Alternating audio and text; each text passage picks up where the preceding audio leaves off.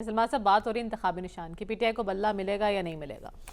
ایک تو آج مجھے انہیں خوش و خرم دیکھ کے بہت خوشی ہوئی ہے کہ چکوال سے آئے ہیں، خوش ہیں اور ہاتھ لہرا لہرا کے سپریم کورٹ کا جھنڈا بلند کر رہے ہیں۔ وہی سپریم کورٹ جس کے کچھ ہفتے پہلے، کچھ دن پہلے اس پہ ریزرویشن ظاہر کی جا رہی تھی جب سپریم کورٹ نے فیصلے دیے خود نواز شریف صاحب کے حق میں، چونکہ ماضی کے اندر یہی سپریم کورٹ تھی اور اس نے جس طرح کے فیصلے دیے وہ سارے کردار جو ایکسپوز ہو گئے۔ اور میں ہمیشہ پاکستان کی سپریم کورٹ کے حوالے سے کہتا ہوں کہ سیاستدانوں کو بالآخر ریلیف ملتا ہے پاکستان کی عدالتوں سے، اور عدالتوں کے فیصلوں کی عزت و تکریم کرنی چاہیے۔ آنے والے وقت میں بھی کچھ فیصلے ہونے ہیں۔ جناب جسٹس اطہر بن اللہ صاحب نے آج جس طرح کے ریمارکس دیے ہیں، میں تو بڑا خوش ہوں۔ بات یہ کہ پاکستان کے اندر جمہوریت اور جمہوری عمل کا تسلسل قائم رہنا چاہیے اور آزادانہ اور فیئر الیکشن ہونے چاہیے۔ یہ آزادانہ اور فیئر الیکشن کیوں نہیں ہوتے کہ پاکستان کے سیاستدان سہولت کار بنتے ہیں اقتدار میں آنے کے لیے اور پھر ہاتھ ہلاتے ہیں ایسے ایسے کر کے۔ اب آ جائیں، آپ نے انتخابی نشان کی، آپ بتائیں میں کیا آپ کو کہہ رہا تھا، میں اپنی بات سے مکرتا نہیں، میں حالات کے ساتھ اپنے خیالات تبدیل نہیں کرتا کہ رات 12 بجے تک کہ فیصلہ میرے خیال میں کہ پی ٹی آئی، یاد کریں میں نے کہا تھا کہ پی ٹی آئی بھی ہوگی، ان کا نشان بھی ہوگا، البتہ ان کی لیڈرشپ نہیں ہوگی، اس لیے کہ لیڈرشپ اس وقت سزا یافتہ ہے۔ بات یہ کہ آپ نے کہا کہ بڑا اچھا کویسچن ہے کہ انتخابی نشان کی اہمیت کیا ہوتی ہے۔ یہ جب کوئی پارٹی ٹارگٹ ہوتی ہے تو پھر صرف لیڈرشپ ہی ٹارگٹ نہیں ہوتی، انتخابی نشان بھی ٹارگٹ ہو رہی ہوتی ہے۔ ماضی کے اندر پیپلز پارٹی کا نشان تلوار تھا، پھر انہوں نے تیر لیا، پھر ماضی کے اندر ایک لیڈرشپ کو نااہل قرار دیا گیا، پارٹی موجود رہی ہے۔ اس طرح کے فیصلے، اس طرح کے اقدامات کے ساتھ کسی مقبول لیڈرشپ کو ان پاپولر نہیں کیا جاتا۔ تو میرا خیال ہے کہ آج کی صورتحال میں اگر تحریک انصاف کا نشان بلہ ہے اور انہیں ضرور ملنا چاہیے۔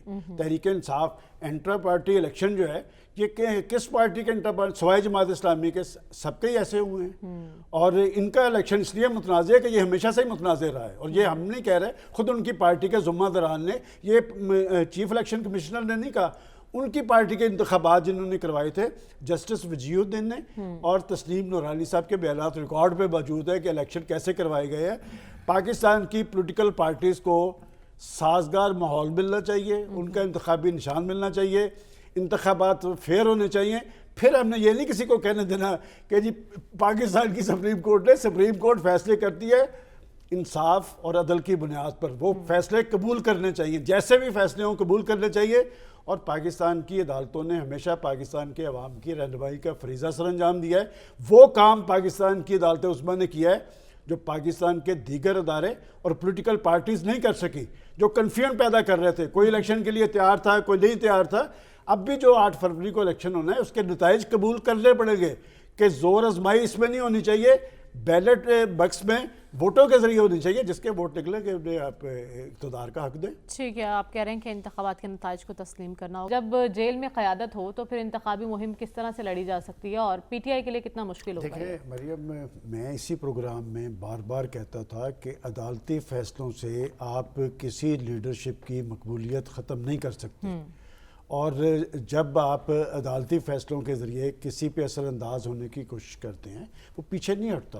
آج نواز شریف صاحب کا بخار چڑھا ہوا ہے نا لوگوں کو، نواز شریف صاحب کو تو نااہل قرار دیا گیا تھا، بڑا سارا زور لگایا گیا تھا، اور میں سمجھتا ہوں کہ بڑے خوش قسمت آدمی ہیں کہ ان کے خلاف اس سازش کے سارے کردار کھل کے سامنے آ گئے، کورٹ نے بتایا۔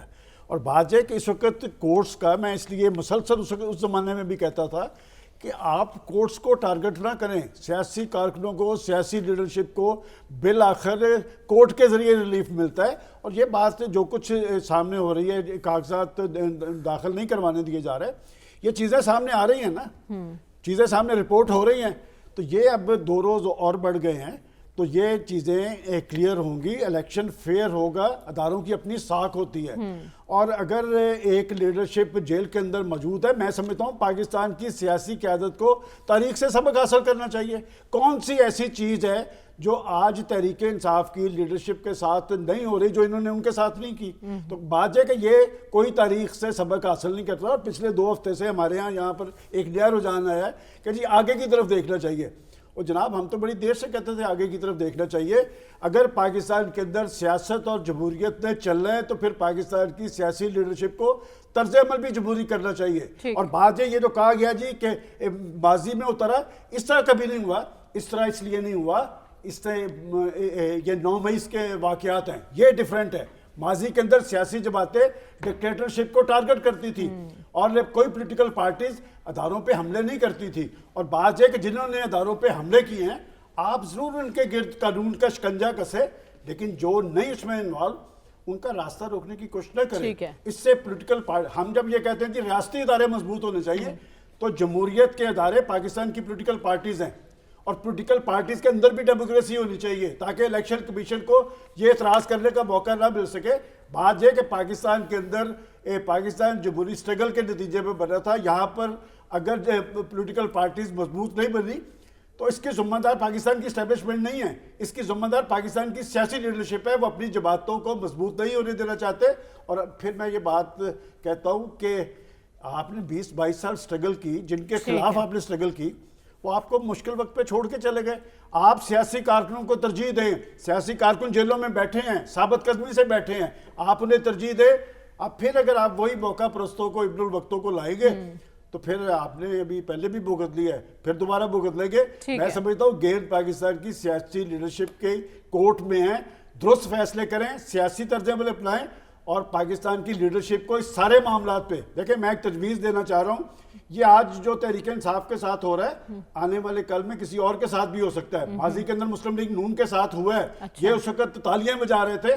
تو میں سمجھتا ہوں کہ آپ تاریخ سے سبق حاصل کریں، تب پاکستان کے اندر جمہوریت اور سیاست مضبوط ہوگی. ٹھیک سلمان صاحب، الیکشن کمیشن کے کردار کی ہم بات کر رہے ہیں، آزادانہ اور شفاف انتخابات کو یقینی بنانے کے لیے. چکوال کے حالات تو بہتر ہونے چاہیے. میں نے لاسٹ ویک یہاں کہا تھا کہ ہمارا جو ریٹرننگ آفیسر ہے نا اس نے تو راستہ صاف کر دیا ہے. وہ تو ہائی وے کا ایکسین ہے، وہاں تو کوئی پرابلم نہیں ہوئی.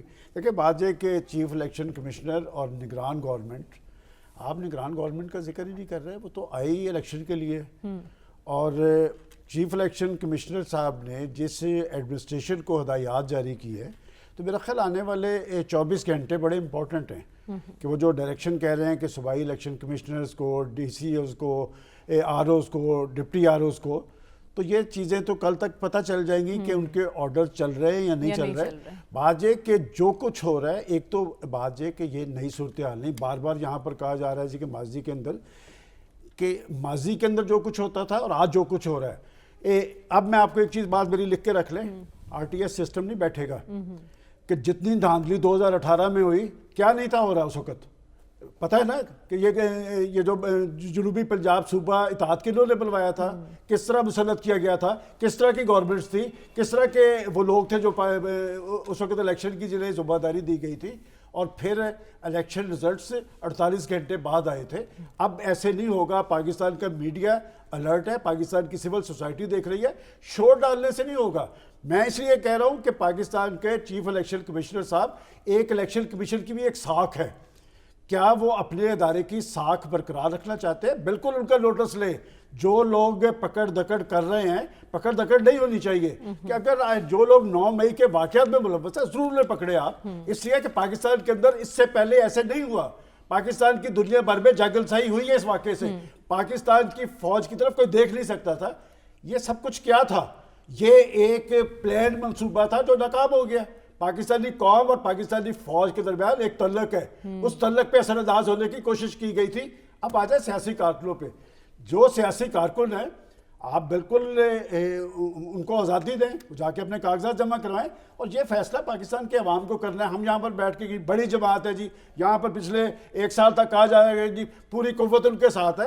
یہ فیصلہ چکوال کے تو ساتھ ہوں، اس کے حق میں بولیں. وہ اختر شہباز میں جناب آپ کے حق میں بول رہا ہوں. اس کے دیکھیں میں نے تو کہا کہ چکوال کا مسئلہ حل ہو گیا تو پاکستان کا مسئلہ حل ہو گیا. آپ کا الفاظ وزن رکھتے جی ہیں. بالکل، اس لیے وزن رکھتے ہیں حکومت کے کہ سامنے ہم لوگ وزن غیر رکھتے جانبدار ہیں، ہم لوگ تجزیہ کار ہیں، ہم نے غیر جانبدار ہیں، ہم کسی کے ساتھ فریق نہیں بنیں گے. الیکشن فیئر ہوگا تو الیکشن چلے گا. ٹھیک ہے. پاکستان کے اندر استحکام آئے گا. یہ تو چور دروازے بند ہونے چاہیے. چور دروازوں سے جو مسلط ہوتے ہیں وہ پاکستان کی بدنامی کا باعث بنتے ہیں. لیکن پوائنٹ یہ بھی ہے نا، اس وقت جو ایشوز چل رہے ہیں یہ نگرانوں کے ایشوز ہیں یا الیکشن کمیشن